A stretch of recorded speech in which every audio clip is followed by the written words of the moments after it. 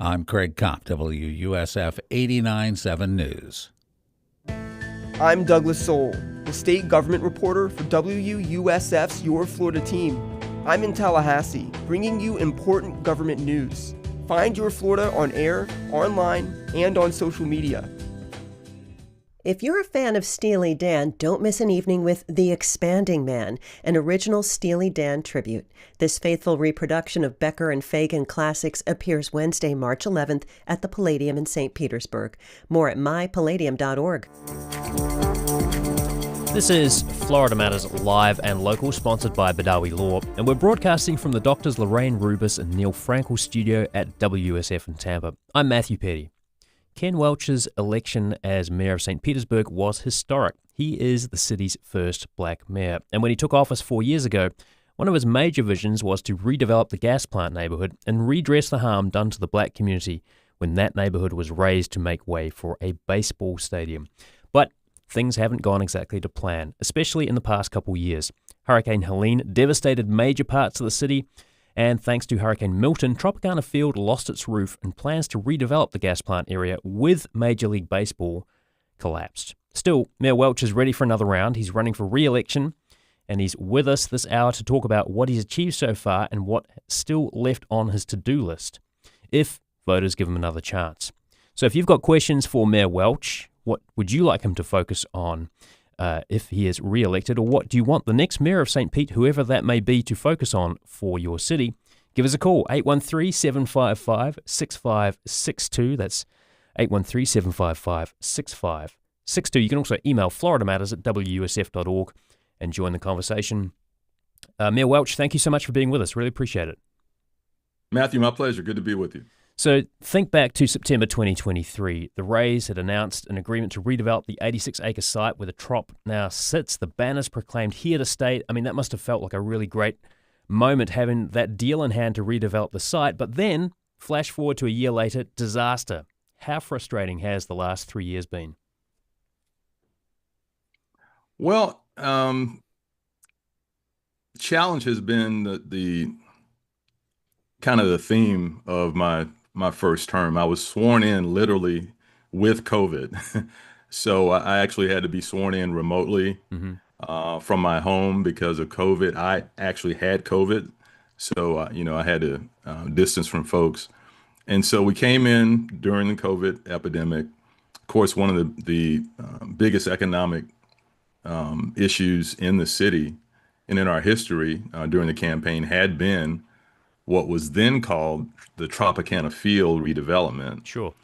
But having grown up in that area, having, had my grandfather's wood yard displaced by the interstate and our church displaced by the quest for economic development that later became the quest for baseball, I knew that that was a community long before baseball was ever thought of, and it was the historic gas plant. So we reissued a new RFP focused on the promises that were made to that community some 40 years ago when I was still at the Lakewood High School.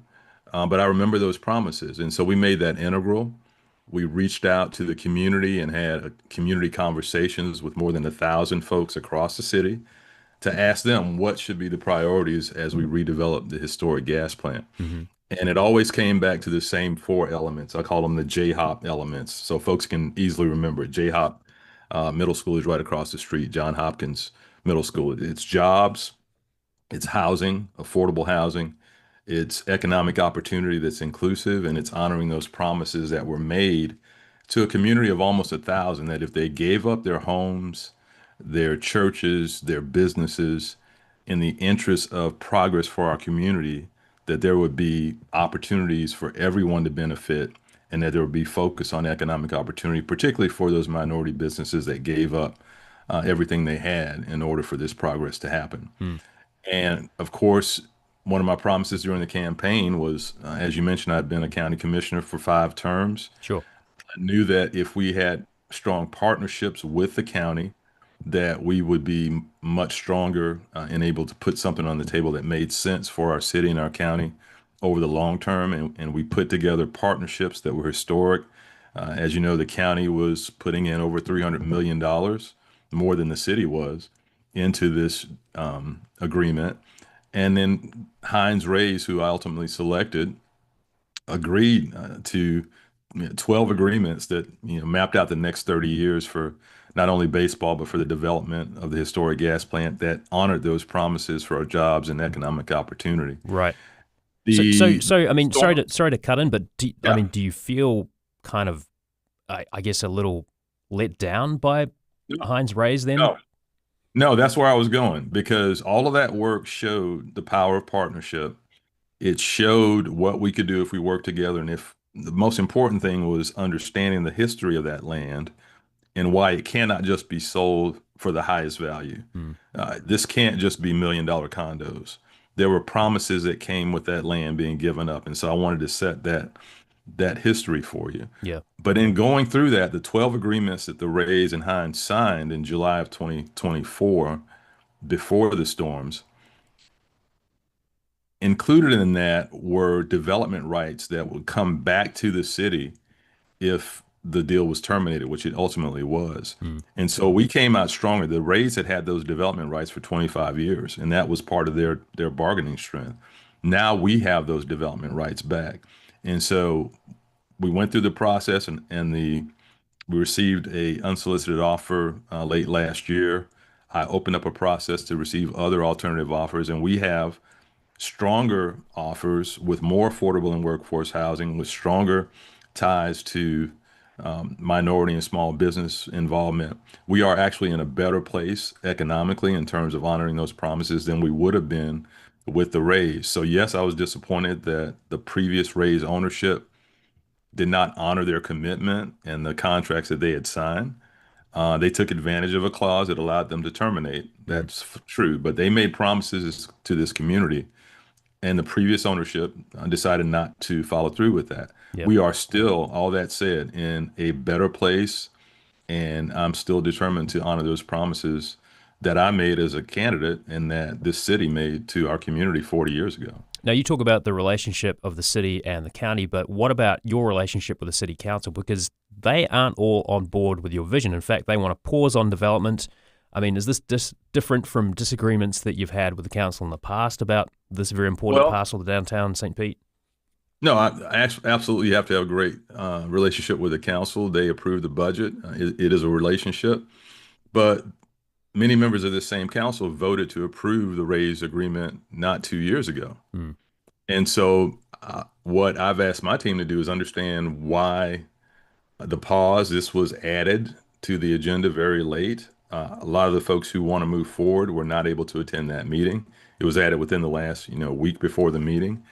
And the pause is for a plan first, quote unquote, approach. Well, we've been planning for over a decade. In fact, in my State of the City address, I listed all the planning we've done since 2016 with the HKS study, the Duke Energy study, the CRA plans for both in-town and in-town west, our land use and zoning changes, our community conversations.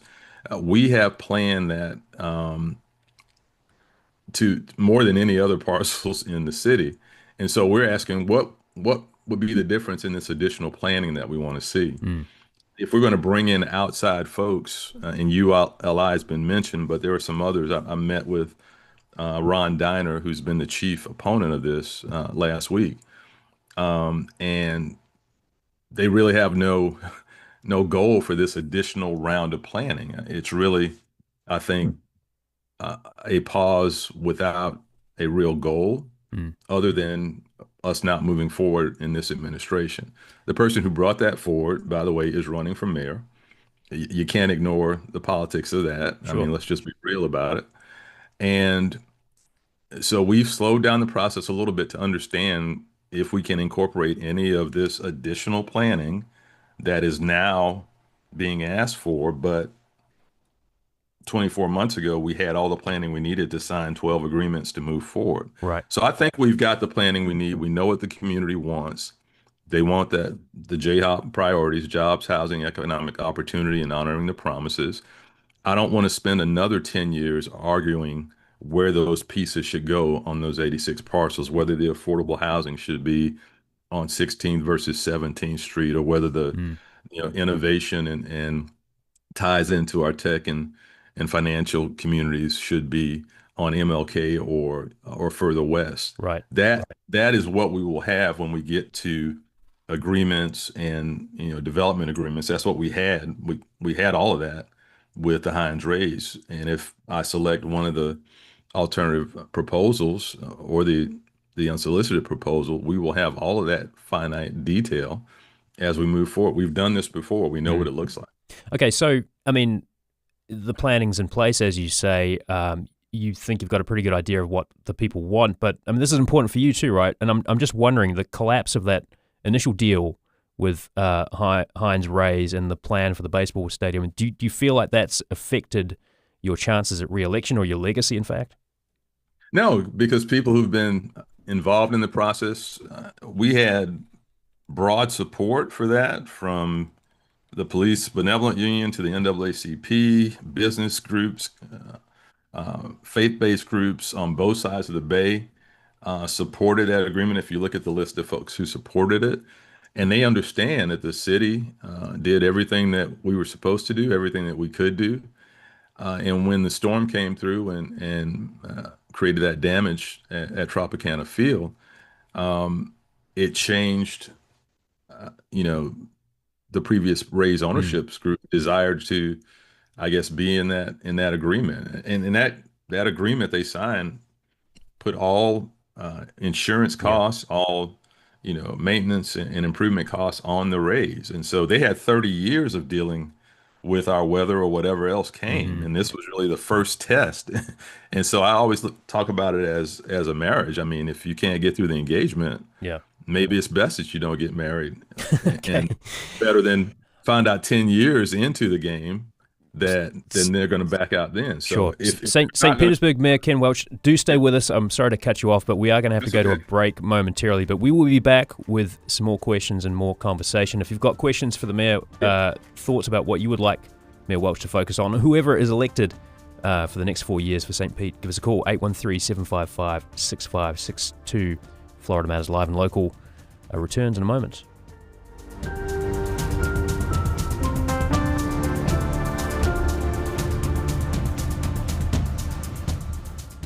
At WUSF, support comes from the people who listen, like you.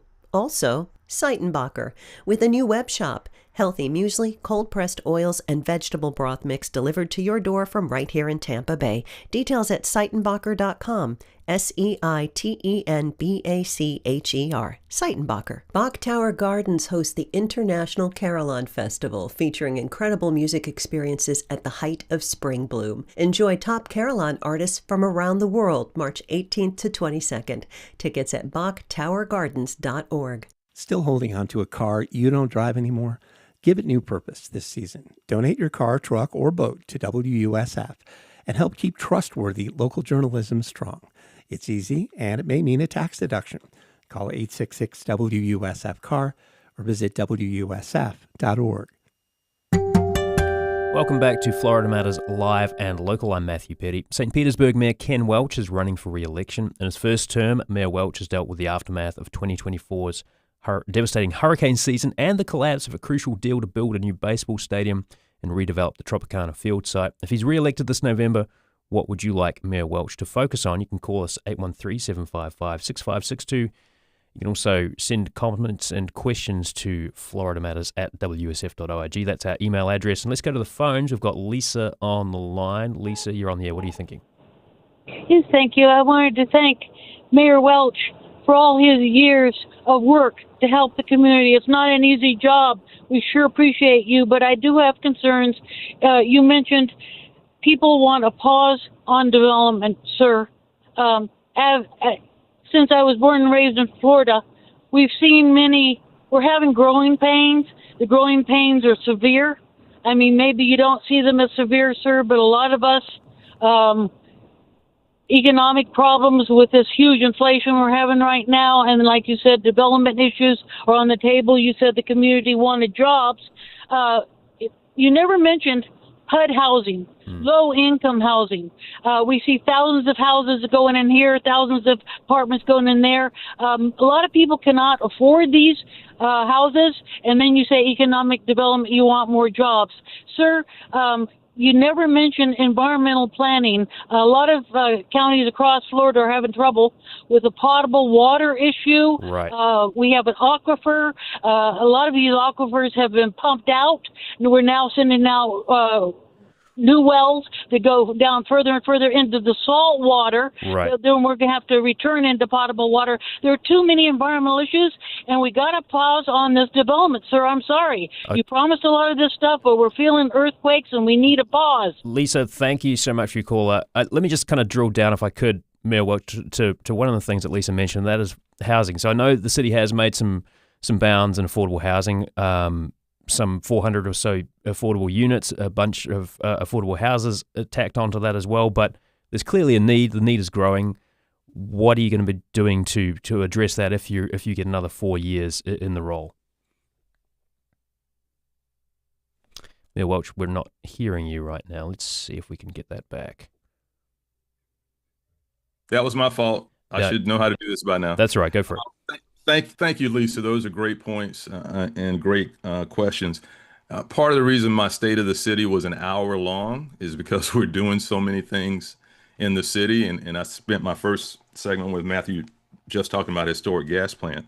But everything you talked about is a priority for me. We have 5 pillars that we focus on. One of those pillars is housing.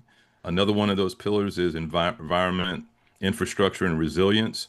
We're going to roll out a referendum to ask for the voters to approve a $600 million bond so that we can upgrade our infrastructure that obviously failed in the 2024 storms. Right. And sorry, just to cut in there for a moment, if I could. And when you talk about infrastructure failure, we're talking about a very specific thing, right? It's the sort of the pumping system that keeps the sewage system operating.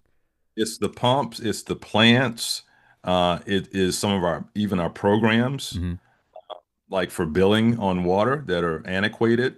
And these storms expose all those gaps. Now, one of the first sewer plants that I had to shut down and ask folks, don't flush your toilets, don't do laundry, is a 70-year-old plant that has never seen a 7-foot storm surge threat.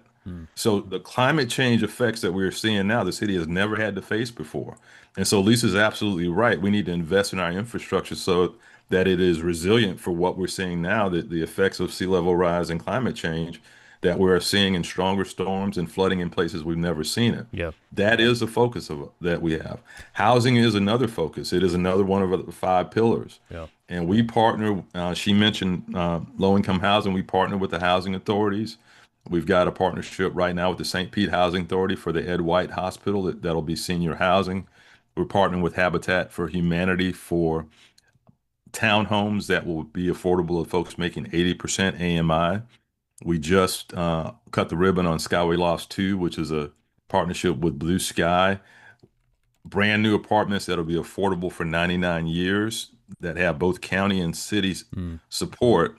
And some of those apartments are as low as $300 a month. And that's right on 34th Street South. Yeah. And so we're focused on all those, and we have been since the beginning of my administration. Let me ask too about the hurricane cleanup. Like there was a lot of debris laying around. In fact, I mean, some folks gave the names of the piles of debris the not very nice name, Welch piles. One person, right? One person gave it that. But that was kind of emblematic of the amount of cleanup that was required. Would you do something differently to tackle the next big storm if it were to come through?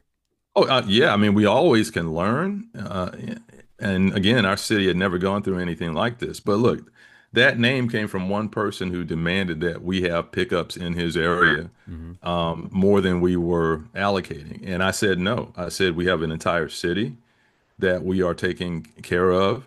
We have more debris in these 2 storms, 2 million cubic yards, than the last 3 hurricanes combined times 5.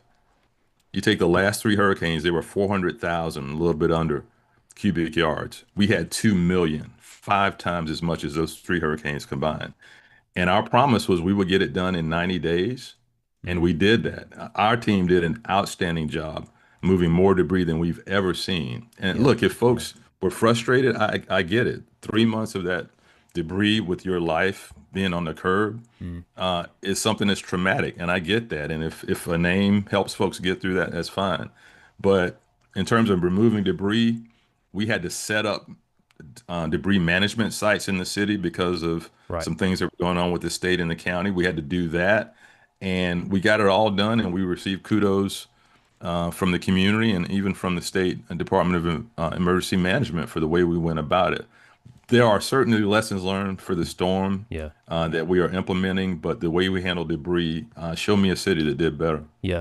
Mayor Welch, I know we're only booked to go until 12:30 with you, but we do have some folks on the line with some more questions. I wonder if you might take a few more minutes to stay with us and answer a few questions and chat a little more, because there is a lot to get through. Absolutely. All right. So before we go to break, let me just ask real quick. I mean, when it comes to the storm resiliency and talking about flooding, Shore Acres, other low-lying neighborhoods, some folks have basically just walked away from their homes. Some have been able to lift them up, put in some storm resilience there. In the 30 seconds or so before we go to break, what is the city doing? What will you do to kind of rebuild that flood resilience? So we've partnered with federal and state agencies since the start. We've received $160 million, $159 million of community development block grant disaster recovery dollars. We're calling it Sunrise St. Pete. That'll put dollars in the hands of people for financial impact from the storms, for rebuilding. We're one of only 2 cities in the state to receive that money directly. We are working to, again, have this referendum so folks can vote on something like the penny for Pinellas, but this will be for stormwater and addressing not only our plants and infrastructure, but in each neighborhood, improving the infrastructure in those neighborhoods to make them more resilient. But in some neighborhoods, and this is a hard conversation that have flooded historically, there'll have to be new construction that's resilient. It doesn't make sense to rebuild in something that's not going to be resilient. Mayor Welch, stay with us for a few moments more if you could. We've got to go to break, but we will return with some more questions and comments after the break. 813-755-6562 if you want to get on the action, talking with Mayor Ken Welch of St. Petersburg, running for re-election. Florida Matters Live and Local returns in a moment.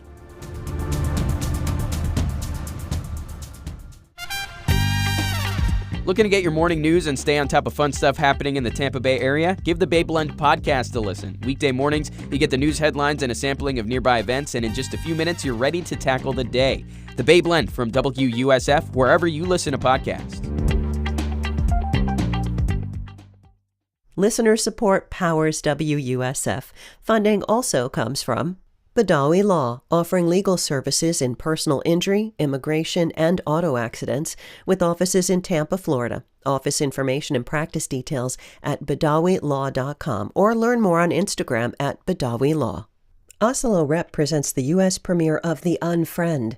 After 20 years of marriage, Peter and Debbie are enjoying a cruise when they meet a suspiciously friendly passenger named Elsa. Show's running now through March 22nd. Tickets at oslorep.org.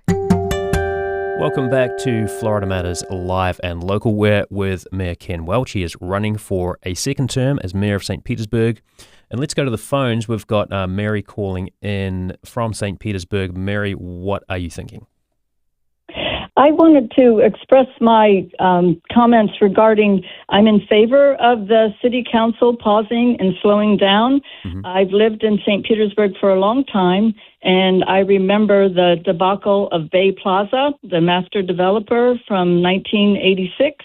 They were the city selected them in 1986 to redevelop the downtown, and they basically quit in 1985.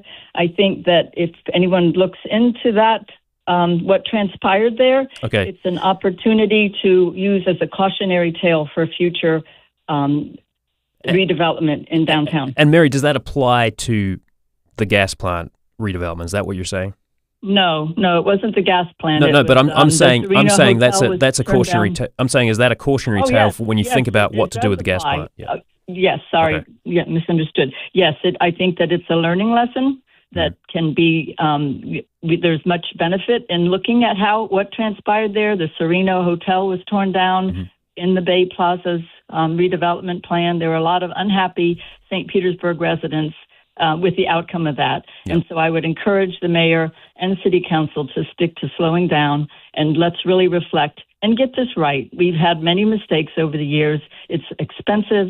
We need to slow down and really look into the details. But thank you. I appreciate the mayor being there and answering the calls and many of the things he has done. But this is the time to slow down. Mary, thanks for your call.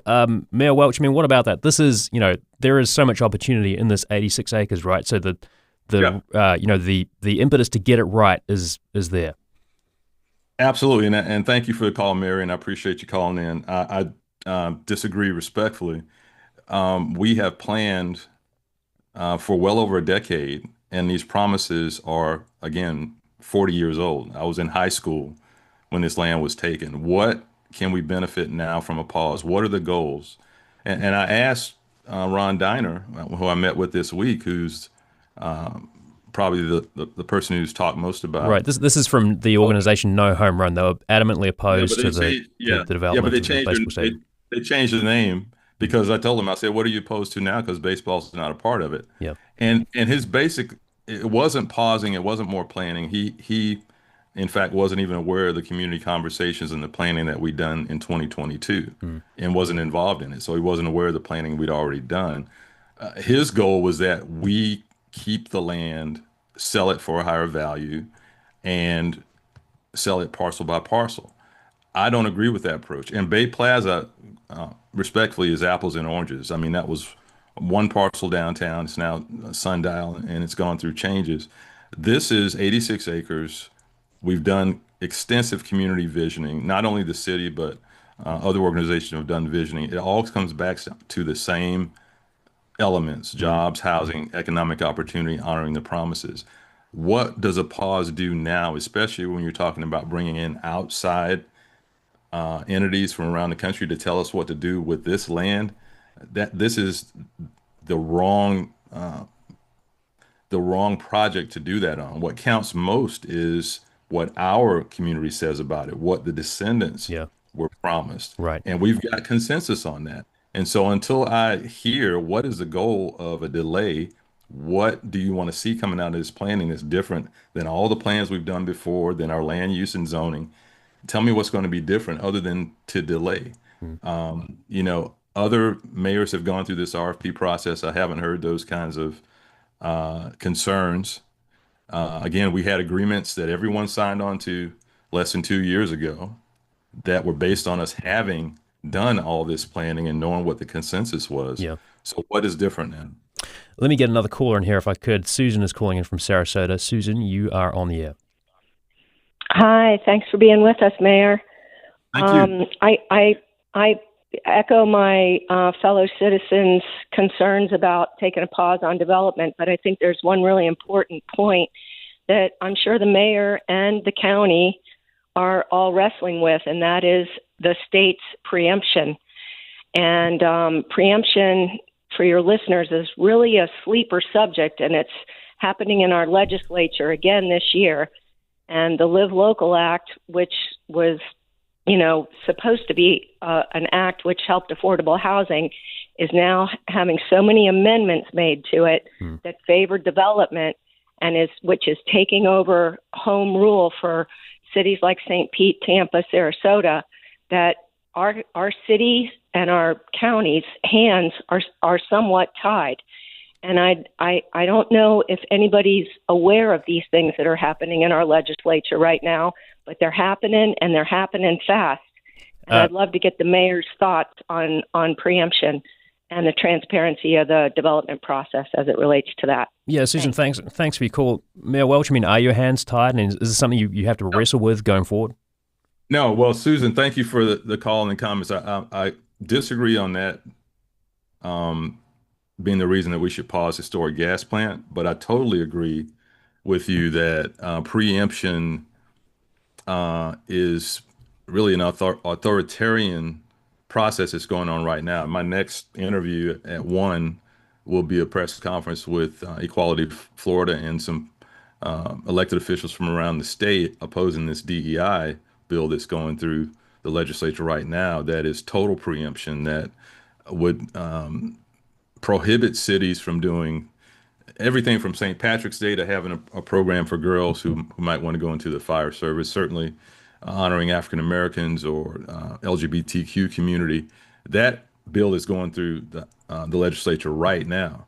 And it is authoritarian, and it is preemption of local home rule. It's preemption of what local communities want to see when they vote mayors and councilors and county commissioners into office. And so preemption, we saw with our murals. You're seeing it with the assault on DEI, which has been redefined.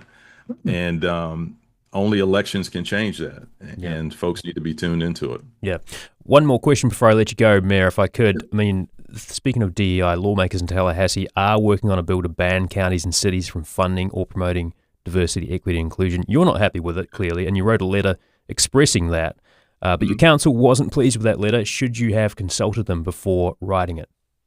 Well, again, it's political season, so just understand, the source of some of that consternation. Things move very quickly through the legislature. In my cabinet meeting a couple of Tuesdays ago, our director of governmental affairs informed us that it was moving very quickly.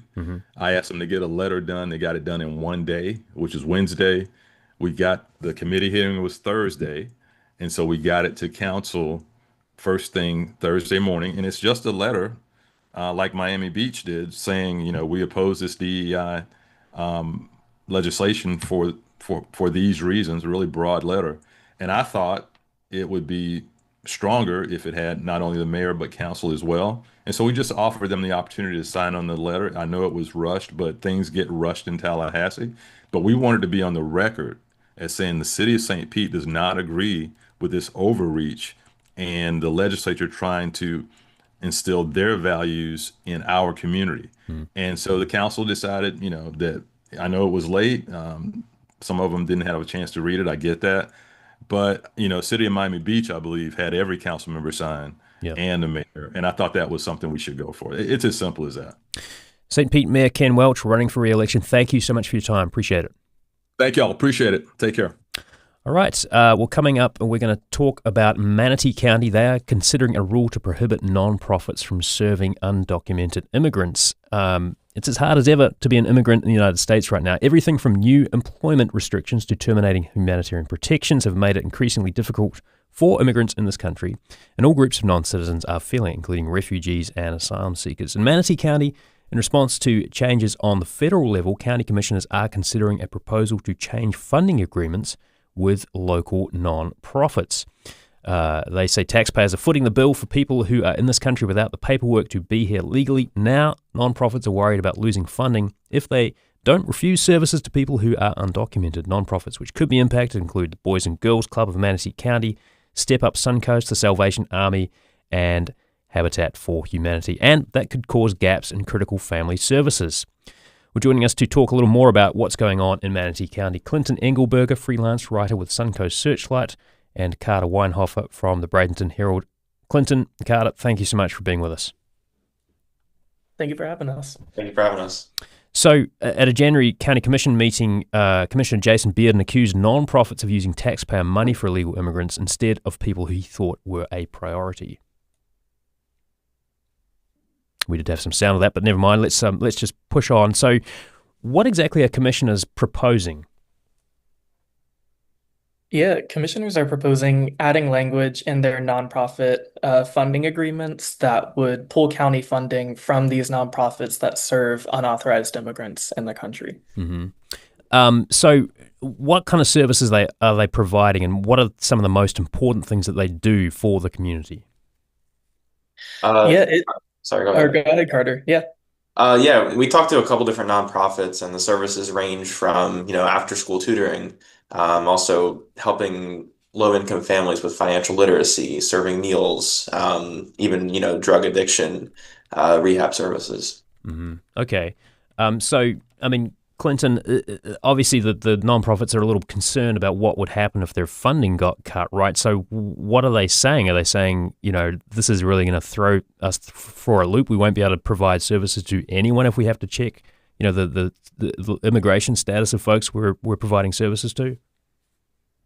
Yeah, I think the fear among nonprofits that we spoke to is a little ambiguous right now because it's not at that level yet because they're not sure what this language would even entail. So right now, we were talking to them and asking them, hey, is this a situation where, it's lights out for good? And the scary part of it was, we don't know. We haven't even talked to the commissioners directly with this. So I think right now it's a waiting game with bated breath on just how severe will this language be and just how much funding will it impact. Mm-hmm. Carter, do you have a sense of how this rule would play out? I mean, if the commissioners vote for it, what's going to be the onus on these nonprofits to make sure that they aren't kind of running afoul of this law? I'm just sort of wondering how it would work. Yeah, that's one question that we still have. Commissioners didn't return our calls for this article. We speculate it could be, checking citizenship status based on birth certificates, social security cards, documentation like that. But one of the nonprofits that I talked to said that, this extra level of verification can be really stressful for families who are already going through a really hard time.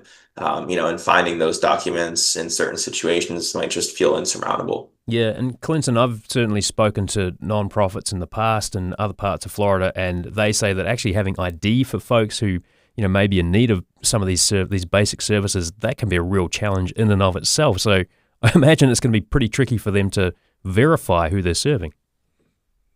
Yeah, tricky to verify and also tricky for people. Spoke to a few nonprofits who said that people who are legally in the country, so it's not even, just impacting those unauthorized immigrants in the country seeking services. It's putting everyone through this process of, okay, you need identification here, you need to get this certificate. They're not sure what is going to be required to verify just, beyond the basic measures they have right now. Mm-hmm.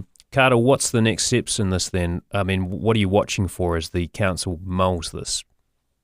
We're watching for some sort of resolution to be brought to the county commission, likely through some of their nonprofit funding agreements. Those come up periodically. So especially heading into the next budget season, I think that would be something to look out for. And what's the timeline? Are we talking weeks, months? That was still uncertain. Clinton, did you have any ideas? Yeah, from what I've heard, talking weeks, late March, early April was kind of the timeline I've heard. But again, that's he said, she said right now. There hasn't been anything announced by the commissioners. All right. So lots to watch out for there. And we'll be talking to you more about it once we get some more answers on that. Clinton Engelberger, freelance writer for Suncoast Searchlight, and Carter Weinhofer from the Bradenton Herald. Thank you both for your reporting and for sharing some insights with us. Thank you. Yeah, thank you. Well, coming up next on Florida Matters Live and Local, a historical building in downtown Tampa could be getting a facelift. That's when Florida Matters Live and Local continues. Stay with us.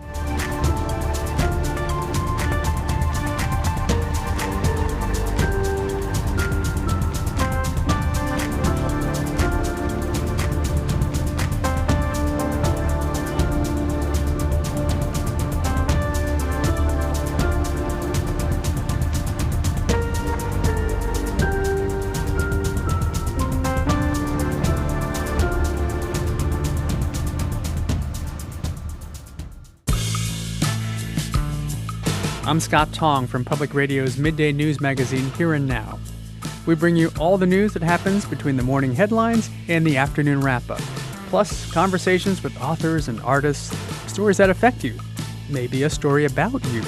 So join us for NPR's midday news magazine Here and Now.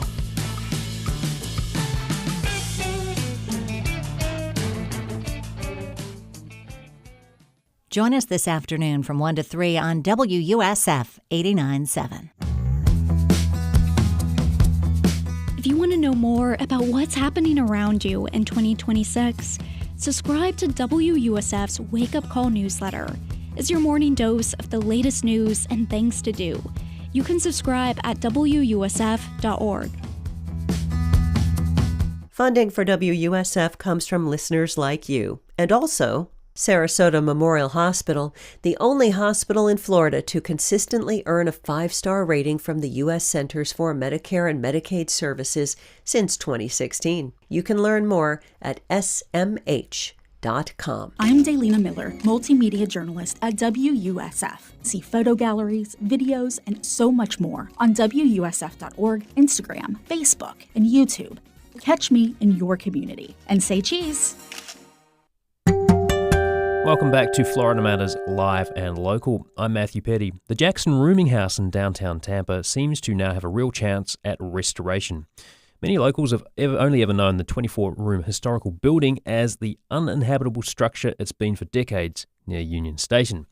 Built in 1901, the Jackson House was a safe haven once during segregation for black travelers, a beacon that signaled a place in Tampa that could feel like home until they reached their destinations. Families and celebrities like James Brown, Ella Fitzgerald, Duke Ellington, and Ray Charles laid their heads there. Down in St. Pete, Florida. Well, since 1989, the Jackson House has sat deteriorating as the city around it evolved. There have been multiple efforts at restoration that were never realised. Some of you may remember when DJ Bubba the Love Sponge tried to buy it about a decade ago. But there's renewed hope that a real restoration is coming. As of last week, it's in the pre-construction phase of restoration. The Jackson House's Foundation's board announced plans to turn the building that is among the National Register of Historic Places into a museum and a cultural education centre. Maybe you've got some personal family memories of the Jackson House, or maybe you're curious about what it'll take to get restored. You can join the conversation. Call 813-755-6562. That's 813-755-6562. Or email FloridaMatters@WUSF.org. And here to talk more about what led to this moment and what the future holds for the Jackson House is Dr. Carolyn Collins, Chair of the Jackson House Foundation. Thank you so much for being with us. Oh, you're more than welcome. Thank you for having me. So there's now a timeline to have the restoration completed in 2 years. Can you just give us a snapshot of that process? That process is probably going to go from now to around June the 1st. I usually say May, so everybody know that I want to push it sooner than later. Mm-hmm. But what we're in now is a 30, possibly a 10 extension of an additional 30 days if required. But we're in a 30 to 60 day phase of seeking a construction management firm or construction management services by a firm. We're not looking for an individual that's a construction manager. Mm-hmm. We want a full firm so that they'll do everything. That will be ending on March 16th with the potential for an extension for another 30 days. Mm-hmm. If we have more than 3 individuals, companies, or firms, then we may stop it. If we have some who have called us and they've gone through the 72-hour period of questioning, we will then go ahead with them and make sure that we cover as many people qualified, interested, and motivated to work with this historical project. So after we complete that project, the architect has already been hired. Mm-hmm. We're looking at design plan, modifying the plans that we submitted to the state that required some changes in those. And then once that process is complete, hopefully we'll be ready to first early part of June, permits being issued from the city of Tampa and the county, et cetera, so that we're in compliance with all of the codes plus the building permits. And then we'll start seeing what we call the pre-construction phase. And in that phase, oftentimes people don't like to say it, but because of the deterioration of the house, it's going to be I call it deconstruction, reconstruction. Okay. And so in that pre-construction phase, we'll start that. Mm. There may be some work done prior to that because one of the engineers with the architect, and we had an opportunity to meet with them a few months ago after they were selected. There's a historian that's there as an engineer, and he may be going in and actually beginning to take off pieces because we want to try to repurpose everything that we can. Despite the condition, our goal to maintain the historical landmarks is repurposing, reusing anything that we can, even if it may not be in the actual bill of the house. Right. You may end up seeing some of those items in the guest shop in the house that might be sold in different formats, pieces, frames, etc. Oh, wow. Okay. So, and just for our listeners, the architect is Gerald McCants, I believe. And so it looks like Gerald, you could be, Gerald McCants. Gerald McCants. Yeah, it looks like you might be breaking ground this summer. Is that the goal? The goal is to break ground June. I say June. They say the end of June. I say the end of May. Okay. If you're just joining us on Florida Matters Live and Local, we're talking to Dr. Carolyn Collins, chair of the Jackson House Foundation, about plans to restore the Jackson House, this historic structure. I wonder, I mean, just thinking about the people who've been through this place, the fact that it's been sort of, I guess, in disrepair for so long, do you feel some pressure to make sure you get this right and preserve this treasure for future generations? Actually, we feel quite a bit of pressure, and the pressure has been felt well before now. And you just hit our goal, because it's restoring history for future generations, and that's the motto of the Jackson House. And the pressure we've felt is, in my opinion, somewhat gone now, because we're at a point of comfort where we have the property that we need in order to move forward that held us up because of the potentials of not being able to comply with codes. That is all in place now. We have funding that have come in, and we'll be pursuing additional funds now that we're on this, I consider it to be a possible fast moving track. And we're going to make sure that we maintain, and that's our overarching goal, because of the work that was done by Mrs. Robinson of the Jackson family, Willie Robinson's mother.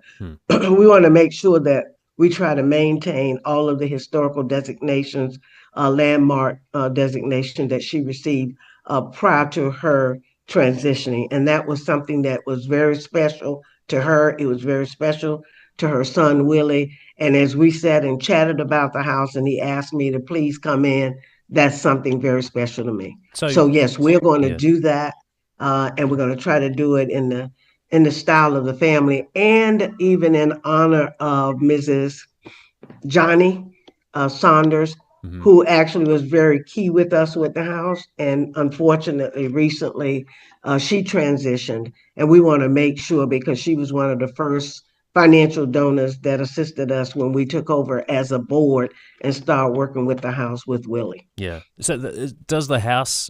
is it still under the ownership of the original family who built it? No, that the house was given to, in a sense, given to the board. The Jackson House Foundation Board, Inc. actually owns the house. Yeah, okay. Now, I mean, for folks who walk by, it does look quite irreparable, right? I mean, nothing seems intact. It's not safe to go in. What would you say to people who may be a little skeptical about how this project is going to come together in 2 years? I would tell them what one of my secretary, Jackson House Foundation secretary, was asked questions at a press conference we had closing out Black History Month. And they asked any of the board members, do you really feel like it's not going to happen or whatever? And what Mrs. Matthews said to them, she said, I'll tell you what my grandkids said to me. Brought them down, they see it with me. We passed by going to church and they said, is that a haunted house? And she said, no, it's not. And she said, it is the Jackson House. And she began to tell them a little bit of history about the house. And they know that she's on our board because they've come to a couple of our board meetings with her. And they asked her, Grammy, are you going to save it? Are you going to make it better? And that's what we would say to everyone. We're going to make it better. We're going to make it the historic Jackson House.